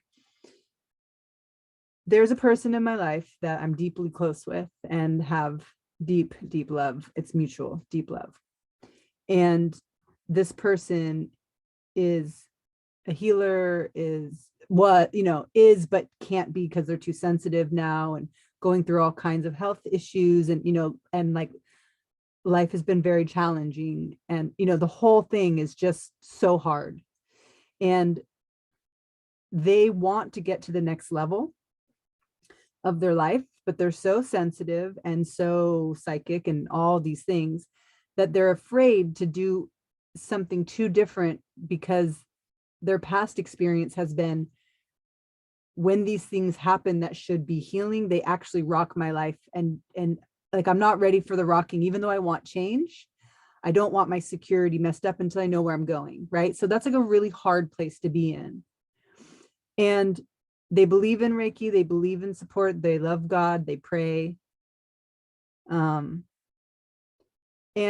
I've offered various aspects of healing while they're interested, they're scared that they're so sensitive that something will just shift, something that, right? And so I'd mentioned to this person the other day, like, I wonder if there's something that isn't directly connected to you, that is something that you have a healthy distance, but a healthy connection with, that we could send a frequency to. So it feels kind of like 1, 2, 3 times removed, but not completely disassociated from you. Or a plant or something like that. Something, Yeah. and this person was like open to it. Now I'm also now so worried that, like, I don't want to do something that then later they're going to go like, oh, that rocked my world in a way that I didn't want. Yeah. So I'm sensitive to that. So I'm just curious if you've had any experience with that or have any insight around that. Well, I definitely feel like energetically, this person has the choice to stay in a contracted space of fear, or the other side of fear is curiosity. While deep transformation comes from deep work, I don't know that anybody has deep shifts within their being, within their frequency, within their physical body with healing, if you don't do some deep work. So maybe this person is at a space where the deep work is too much for them right now. That's okay to be in that space, though you're staying in a contracted space. But I would suggest, what's been very helpful for me was just pointing that out to me. Like, hey, Robin, do you realize that you are coming from a scared, contracted space all the time? That everything you respond to me with is reactive and defensive because you're trying to protect yourself, because you don't want to be scared. You don't want to feel the fear. But what if, instead of feeling like you're at the top of a roller coaster and you're going to fall off and there's no track and you're going to die, what if that fear that you're feeling is at the very top of that roller coaster is expansion, is you about to expand? And yes, you're going to go down and you're going to have this journey, but you're on tracks. You're going to be okay. You're not falling off, you're expanding. And to be curious there has changed my life, because I used to be such a contracted person, fearful about everything. I had to have what if A, B, C, D, E, F, G, all the way to Z figured out to make me feel safe before moving through life, except it would make me just feel frozen and I wouldn't do things. And in that contracted space, you can't heal and you can't love. You can't fully love because your heart is closed when you're in that place of fear.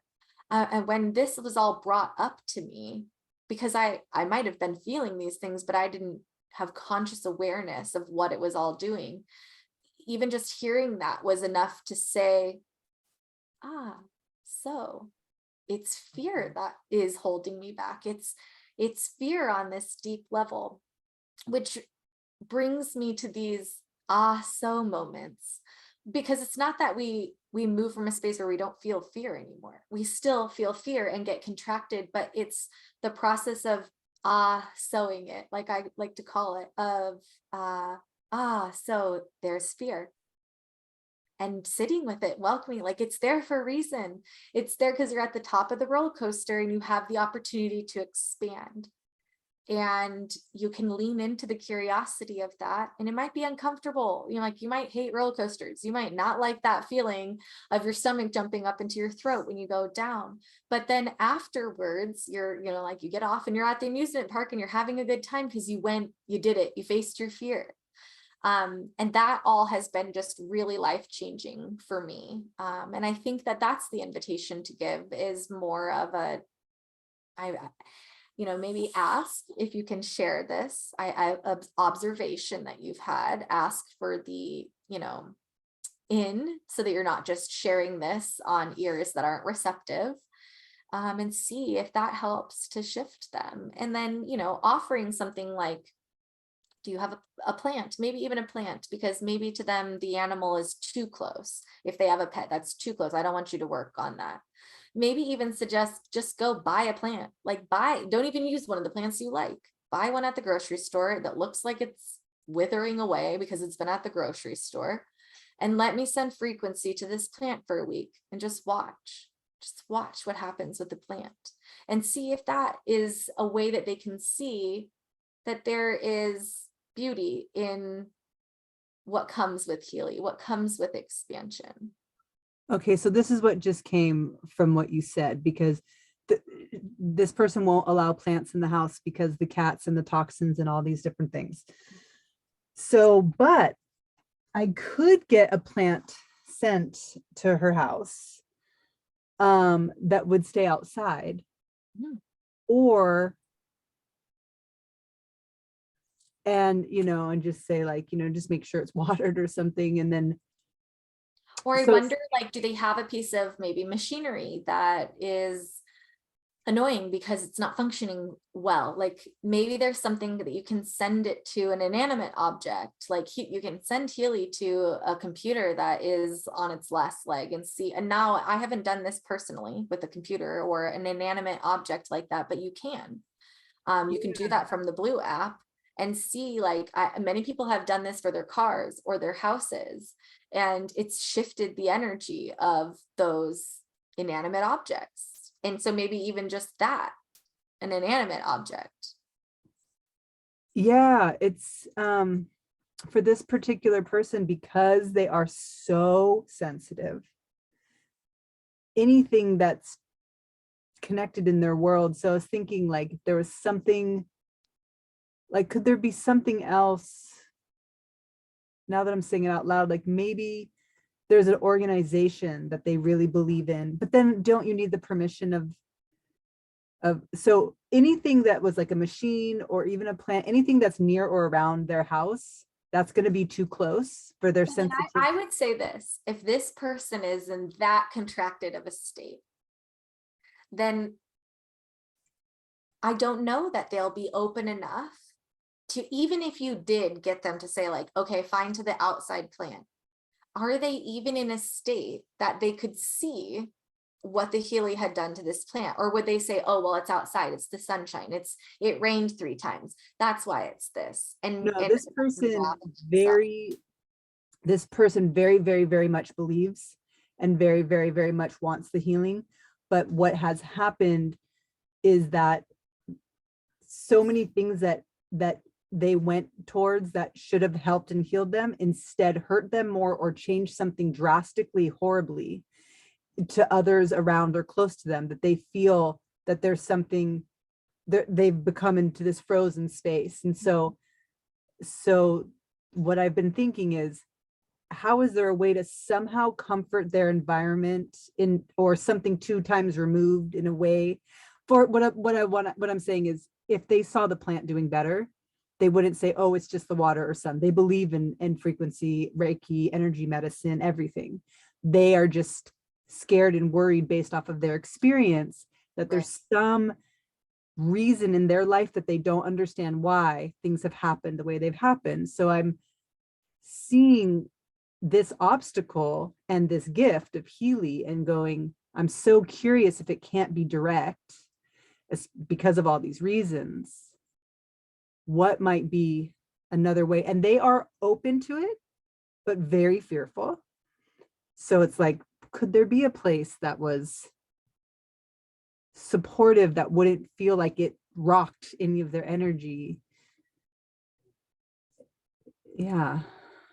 I mean, this is a hard one. It's a hard one because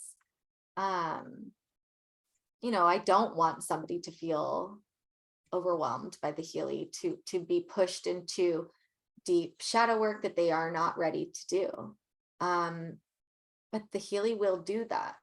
the Healy will bring up, especially if you're using the Blue app in the coach analysis or in the aura analysis. So I'm not sure. I mean, honestly, because this is somebody that you have this deep personal connection with.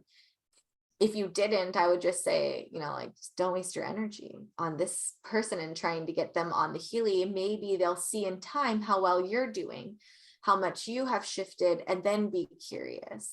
But since this is somebody that, is deep in your heart, I'm not sure, because they're in such a space where their contraction about what could happen, I think probably blocks them from a lot of amazing things that could also happen. But you know what? Here's the gift. Here's the pearl.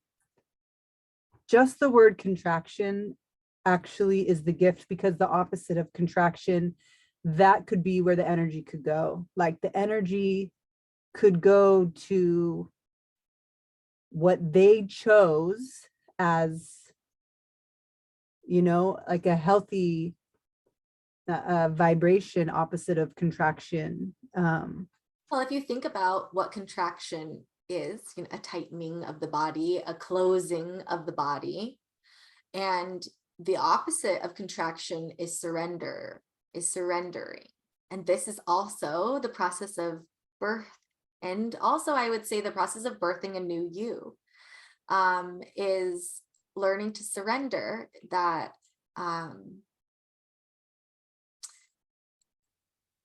when we are so contracted, we come from a space where we're trying to control everything. We are, just because in that contracted state, that's what we're trying to do. We're trying to control that nothing else happens, to knock us over, to shift us from feeling the kind of solid ground we think we're standing on. And I've just seen with the spaces of being in that contracted space, and then feeling what it feels like to be pushed into the deep end and have to do the shadow work and feel like things are falling around you. Oh my goodness, though, is such an invitation. On the other side of that, it feels so much better. It's like heaven on earth. If they could just surrender to that expansive wave that they're about to go through, like it might be heavy, but on the other side of it, the lightness, the embodiment that they could feel, the integration, it's such an invitation. I'm not really sure how to get somebody to be ready for that.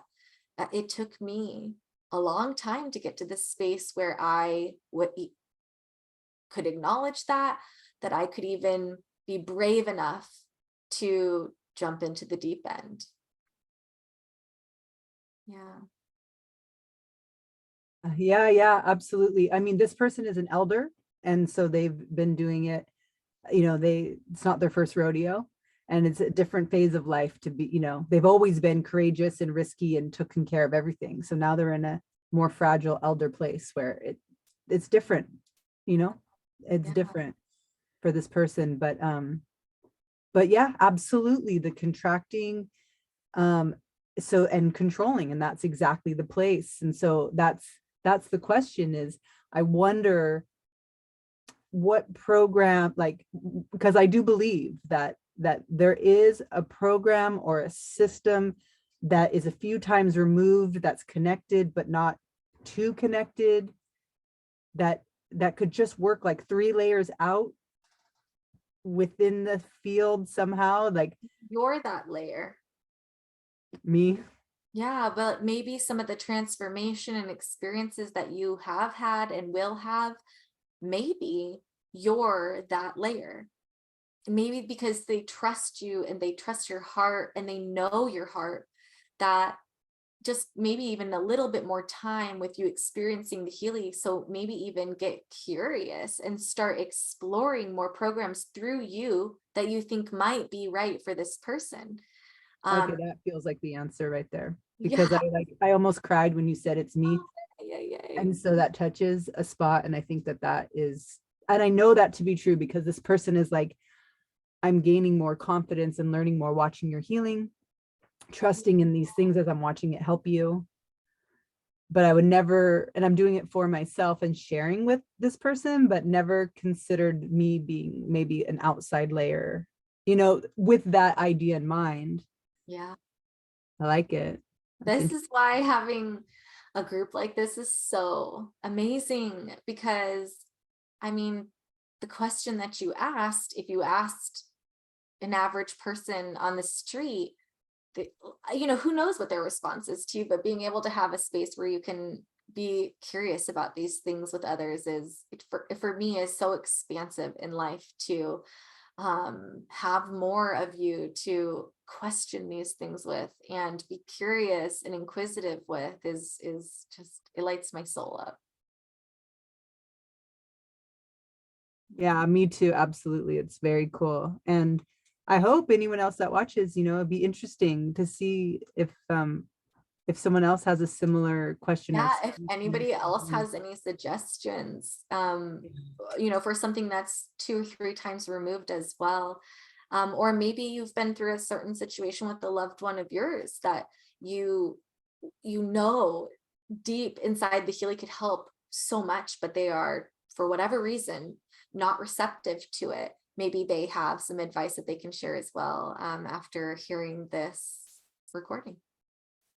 Definitely. That would be interesting to see how else it resonates in other people's things. But Yes. that's cool. I feel empowered with some new information today. So That's awesome. I appreciate Well, that. thank you so much for always coming and keeping me company here and asking such good questions. Thank you for receiving and being present for these. So great. Yeah. Thank you. All right, you're welcome. Enjoy the rest of this 11/11 portal. I hope you are reaping all of your harvest today.